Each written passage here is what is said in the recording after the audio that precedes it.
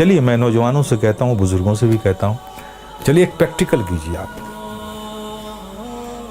آپ صرف 1 مہینہ, only 1 month نماز کو قائم رکھیے. کچھ بھی ہو جائے, ٹرین چھوٹتی ہے چھوٹ جائے, گاڑی چھوٹتی ہے چھوٹ جائے, کچھ بھی ہو جائے, لیکن نماز مت چھوڑیے. میں پریکٹیکل بات کہہ رہا ہوں.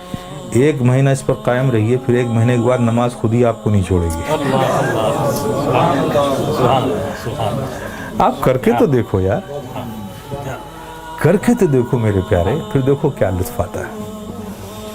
آج تمہیں سایہ بھی ڈرا رہا ہے نا, سائے سے بھی ڈر لگ رہا ہے نا, نماز کو اپنے سینوں سے لگا دو. خدا کی قسم ظلم و تشدد کی کیسی ہوئی آندھیاں بھی چلیں گی نا, اس سے بھی خوف نہیں آئے گا تمہیں. جو بندہ 5 وقت اپنے رب کی بارگاہ میں حاضر رہتا ہو. ارے بھائی, ایک آدمی ہے جو منسٹر کی آفس میں کام کرتا ہے, اور دوسرا آدمی جو آفس میں کام نہیں کرتا لیکن 3 بار پرائم منسٹر کے پاس جاتا ہے, تو دیکھیے کیسے سینے چوڑے کر کے چلتا ہے وہ.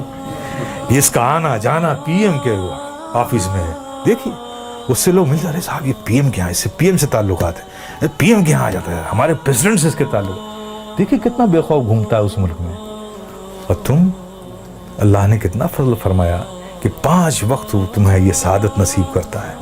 میرے بندو آؤ میری بارگاہ میں, جب تم کھڑے ہوتے ہو تو میں تمہیں دیکھتا ہوں, تمہاری عبادت, اور ایسی حالت میں کھڑے ہوتے ہو, ایسی حالت میں کھڑے ہوتے ہو, چونکہ میں دیکھوں گا نا تو میں جسے دیکھوں اس کی حالت بھی تو ویسی ہو.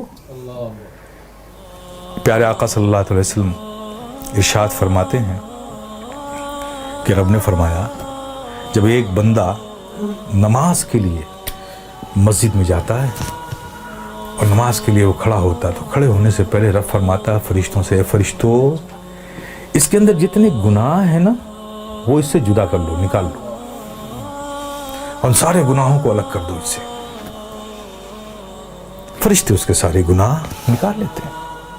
اب بتائیے, سارے گناہ نکل گئے اور آپ نماز میں کھڑے ہو گئے, اللہ اکبر, اور رب کی توجہ آپ پر, رب آپ کو دیکھ رہا ہے, آپ اس کی عبادت میں کھڑے, گناہوں سے خالی ہو گئے. آپ سوچئے اب نماز ادا کر رہے ہیں, صدق دل سے میاں انہماک کے ساتھ رب کے ذکر میں, اس کی یادوں میں مستغرق ہو کے آپ جو بھی دعا مانگو, گناہ الگ کر لیے گئے, عبادت میں ہو, رب کی بارگاہ میں ہو, دعا قبول نہ ہو. لیکن دیکھیے ہماری مادیت کا اثر دیکھیے کہ وہاں بھی ہمارا ذہن بھٹکتا رہتا ہے. آپ سمجھ رہے ہو نا. پھر اس کے بعد کیا ہوتا ہے, جب وہ بندہ نماز سے فارغ ہوتا ہے, کتنی بڑی نعمت ہے آپ سوچو. نماز سے فارغ ہوتا ہے, فرشتے پوچھتے ہیں, مولا وہ جو نماز سے پڑھنے سے پہلے اس کے گناہ الگ کیے تھے, وہ جو سب رکھے ہوئے ہیں الگ اس سے, یہ نماز سے فارغ ہو گیا, اب اس کا کیا کروں, اب اس کا کیا کروں. تو رب فرماتا ہے, جب تم نے الگ کر لیا ہے تو الگ ہی رہنے دو. آئے ہے, کتنی بڑی نعمت سے ہم محروم ہو رہے ہیں خدا کی قسم ہیں.